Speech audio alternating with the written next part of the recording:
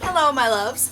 Today I wanted to do a very special video on an important email that was sent to Deadly Tarantula Girl recently.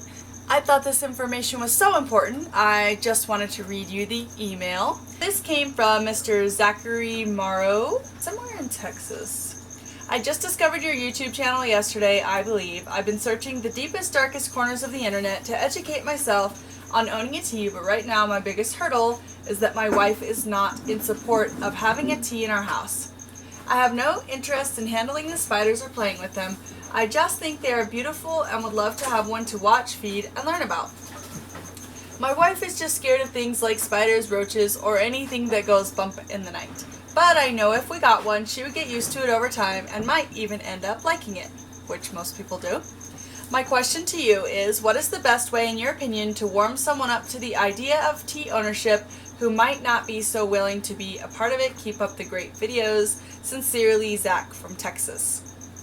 I did reply to Zach, and basically what I told him is that a lot of times fear is based in basically people just not knowing or understanding the truth about these animals. People are afraid of snakes, people are afraid of spiders, and very often when they get to learn a little bit about them, a lot of that kind of irrational fear that we've been taught through culture or myth kind of dissipates. Of course, learning as much as you can about the animals, and maybe along the way showing her what she'll tolerate to see about spiders, snakes, whatever it is that your loved one is afraid of. You can buy books, you can watch videos, maybe over time you can consider going to expos and maybe allowing your partner to see these different animals in the safety of their enclosures, talk to experienced keepers, and just kind of see the animals in real life. Now, as most of you know,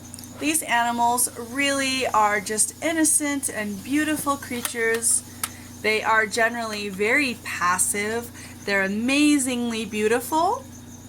No tarantula or snake in the history of the planet has flown through the air and attacked somebody, got them by the carotid and chased them down. Animals just don't do that type of thing. So basically what I would recommend is educate yourself along the way as much as she will tolerate. Educate your wife or your husband or your parents or your roommate or whoever it is that's digging their heels in. Show them the beauty of the animals and tell them interesting facts about them, and maybe over time they will come around to the idea of having one of these beautiful creepy crawly animals in their life. Another interesting comment that I received recently from a viewer was he was saying that he's very resistant to breeding his tarantulas because he is concerned about having to care for all of those slings, which depending on the species can vary a lot, from 25 to, close to 1,000. It can be really overwhelming to deal with. And it was really interesting because I'd never thought about someone being worried about this, because to me, the more the merrier. When you do breeder loans with people, often they would be more than willing to take a majority of the offspring if you basically just wanted to reproduce a few animals for the experience of having your animal reproduce or having your animal on somebody's channel or something like that. I would imagine that most breeders would be more than happy to keep a majority of your offspring.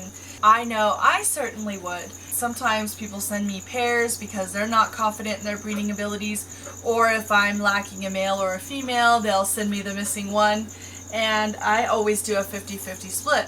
But if ever a time came when somebody didn't want half of those offspring, I would just be delighted. I just wanted to answer these couple of viewer comments. I just wanted to say that my channel is just booming and it is growing, and I thank you all so much for watching. I love interacting with all of you every day. I think the last videos I've done were all viewer request videos. You guys are wonderful. I just love interacting with you all, and I hope to see you all again very soon. Please comment, message, and I'll see you guys again very soon.